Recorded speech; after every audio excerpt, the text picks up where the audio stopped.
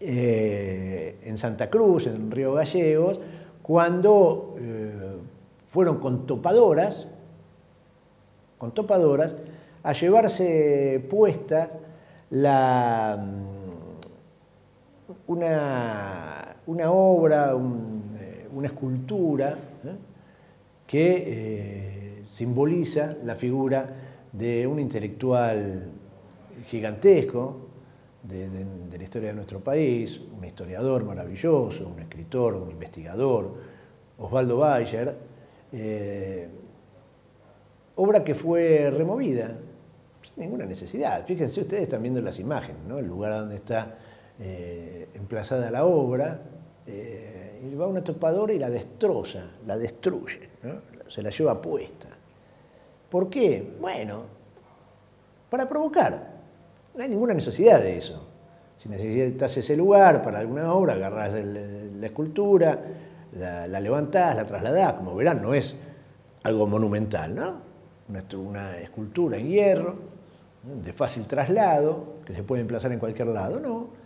El gobierno decidió, Vialidad Nacional decidió destrozar la imagen, la escultura que conmemora a Osvaldo Bayer, autor de múltiples investigaciones verdaderamente impactantes. Una vez que se produjo esta agresión, esta provocación, la hija de Osvaldo Bayer, a través de las redes sociales, habló y dijo lo que pensaba al respecto. Vamos a escucharla. Hola, soy Ana Bayer, hija de Osvaldo Bayer. Repudio la destrucción del monumento de Osvaldo Bayer en Río Gallegos, provincia de Santa Cruz. A mi padre lo censuraron en vida, le quemaron los libros, sufrió el exilio, estuvo en cárceles, pero jamás se hubiera imaginado una topadora que pretende borrar su nombre. Una barbaridad lo que han hecho por el artista, por Osvaldo, por los huelguistas, los 1500 fusilados, por la Patagonia y su historia. Pero está más vivo que nunca, le salió mal. Hoy, a la 1, en Buenos Aires, va a haber una marcha frente al monumento de Roca, en la calle Perú. A la 1. La Patagonia seguirá siendo rebelde. Mi viejo rebelde, más rebelde que nunca.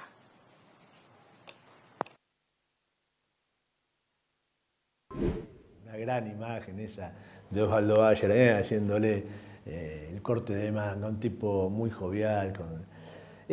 Vamos a compartir un par de testimonios de Osvaldo.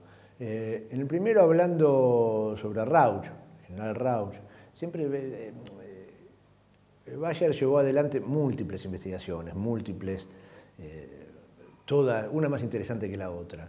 Pero, por supuesto, la Patagonia rebelde, todo lo que fue el exterminio en el sur, en nuestra Patagonia, el exterminio de los pueblos originarios, la ferocidad de las fuerzas armadas, de Rauch, de Roca, eso ocupó un lugar privilegiado en sus investigaciones. Así que vamos a compartir dos fragmentos, en momentos diferentes, de Osvaldo Bayer. Primero hablando sobre Rauch y después vamos a escuchar uno en el cual habla sobre Roca.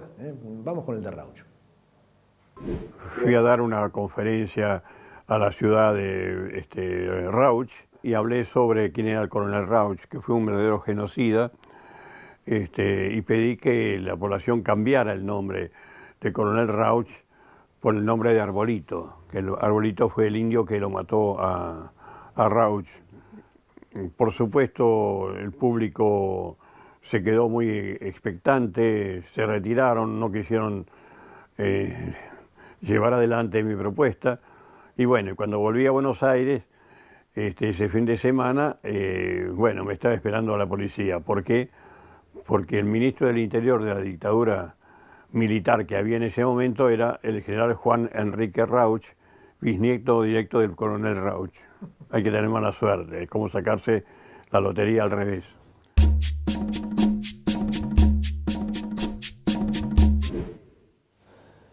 Bueno, escuchemos lo que contaba de Roca, Julio Argentino Roca.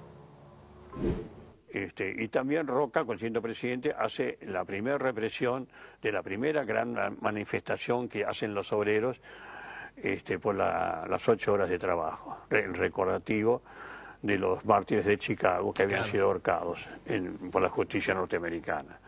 Bueno, ordena a la policía atacar a esa manifestación que se hacía pacífica totalmente, que se hacía en La Boca, y ahí cae el primer mártir del movimiento obrero argentino, que es el marinero Juan Ocampo, de 18 años de edad. Los obreros toman sobre sus hombros al cuerpo sin vida de Juan Ocampo, lo llevan al local del diario La Protesta, que era el diario de ellos, y allí lo velan, y a la noche Roca, siendo presidente, ordena el allanamiento del diario La Protesta, entra la policía, destruye todo, se llevan el cadáver de Juan Ocampo, que nunca apareció. Es el primer desaparecido de la historia argentina. Bueno, Osvaldo Bayer, un tipo fundamental para la Argentina. Cacho Napoli, ¿qué tenés para contarnos de Bayer? Bueno, hola, ¿qué tal?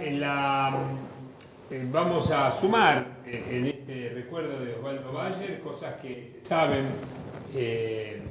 Cuando a Osvaldo Bayer le compran el libro La Patagonia Rebelde, él cuando hace ese libro se basa en otro libro anterior que había escrito un radical irigoyenista que se llamaba La Práctica. Entonces, bueno, le compran Aries, que era una productora, le compran y hacen la película. La película se va a estrenar junto con La Democracia del 73.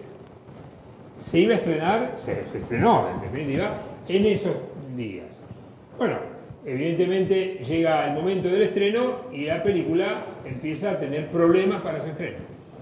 En pleno gobierno, recién asumido Juan Domingo Perón. Que los sectores militares, que no sé quién, que la iglesia, que lo otro, que yo, la película.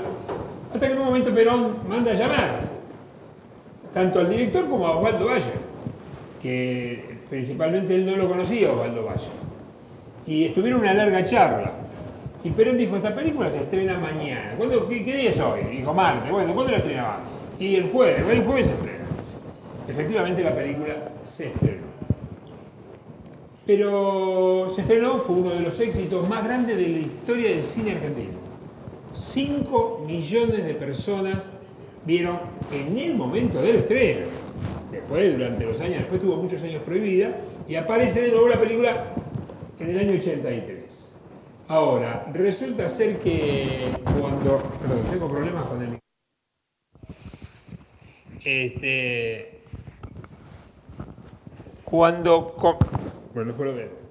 Cuando comienza en ese momento, bueno, quiero dar un dato. Todo el elenco, no el protagonista, los protagonistas, no, todos el elenco, porque los protagonistas eran Pepe Soriano, Luis Brandoni, Federico Lupi, pero estaba lleno de actores y actrices, en su mayoría eran actores. Todos, a partir del 24 de marzo del 73, fueron prohibidos por haber hecho esa película. Inclusive, 76, me acuerdo siempre de Héctor Pellegrini, que hace el personaje de un personaje de un militar conocido, ahora no me acuerdo el nombre. Cuando lo prohíben, él se quedó sorprendido y un día recibe una llamada de Arana, ahí está, yo me acordé, Arana, del coronel Arana, que hablaba su hijo, su nieto, y le dijo, mire, claramente usted no va a trabajar más por haber mancillado el nombre de mi abuelo, así que váyase buscando un trabajo que no sea el de actor. Eso se lo dijo, no fui amigo de él, pero bueno, conocido de Pellegrini y sé que esto hicieron. Estas son las venganzas, ¿no? Esas son una nota color acerca de todo lo que ya dijo Mencías. Cacho, mientras te acomodas el micrófono, aprovecho y te hago alguna preguntita. No, porque decías recién, y justo intentábamos acomodar el tema del sonido, tiraste una cifra, dice, una película la vieron 5 millones de personas. En aquel año, primera pregunta, ¿no? En aquel año, estamos hablando de un país, 1973, estamos hablando de 1973, el estreno, 74, perdón, 1974, el estreno en un país, recuerden ustedes, años después, 1978, Mundial, la canción, ¿no?, del Mundial, 25 millones de argentinos, o sea, en el año 74 no debía andar la población argentina en 24 millones de habitantes. 5 millones lo vieron. Dato fabuloso, contundente. Pero además de la ratificación de eso, nada, contar un poquito qué aportó la Patagonia Rebelde o la Patagonia Trágica, el libro y luego la película, que cuenta algo que sucedió en el país, porque si no, uno borra la historia y después te dicen la memoria completa, ¿no? Entonces aparece un chichipío grabando 20 minutos con la tuya, con la plata tuya, en la Casa de Rosada, contándote la historia y cómo sufrió él cuando iba al secundario, le contaba la historia por la mitad. Pero resulta que durante décadas nadie contó la historia de verdad, de dónde empezó la violencia en la Argentina. ¿Y qué hicieron los militares? No, durante la dictadura cívico-militar genocida, desde el fondo de la historia que hicieron. Y mucho de eso cuenta la Patagonia Rebelde, siempre la represión y el asesinato de las Fuerzas Armadas. ¿Para qué? Para beneficiar a los sectores del privilegio, a los oligarcas. Contanos un cachito. La historia comienza, hay dos partes de lo que se llamó el libro de Borroni, no, bueno, no me acuerdo, un nombre medio parecido. El primer persona que viviendo en la Patagonia escribe, llegó a ser diputado radical, escribe algo que le ha pasado en su propio gobierno, el gobierno de Irigoyen pasó. ¿Qué pasa? Irigoyen manda a una delegación del ejército y como eran territorios federales eso, era jurisdicción del ejército. Entonces manda al ejército a ese lugar y solucionan más o menos el tema, qué sé yo. Pero los sectores del poder, como dice Milcíades, cuando se va el ejército, ¿qué hacen? Rompen las actas y dicen todo sigue igual.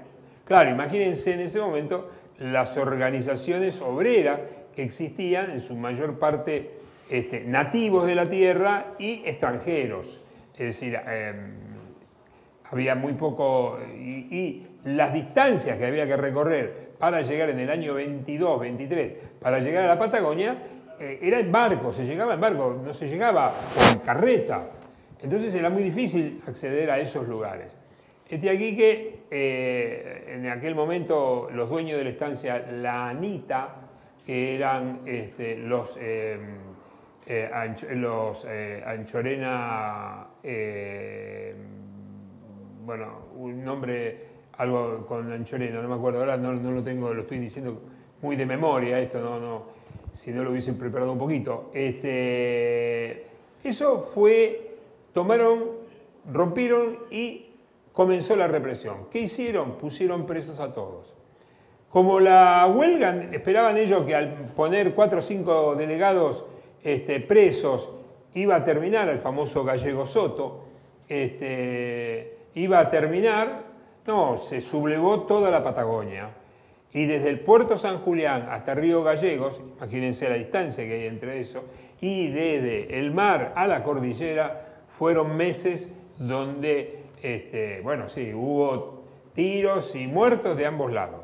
Pero los mayores muertos y la inmensa cantidad fueron fusilados en fosas, que primero le hacían cavar las fosas, luego lo fusilaban y el número ascendió con los años se supo que fueron 1.500 los que fusilaron. Bueno, eso después con los años tuvo repercusión hasta que Osvaldo Bayer lo retoma esta historia y en la década del 60, finales de la década del 60, escribe el libro La Patagonia Rebelde. Bueno, siempre un lujo tenerlo a Cacho trayéndonos esta formación a través de la televisión.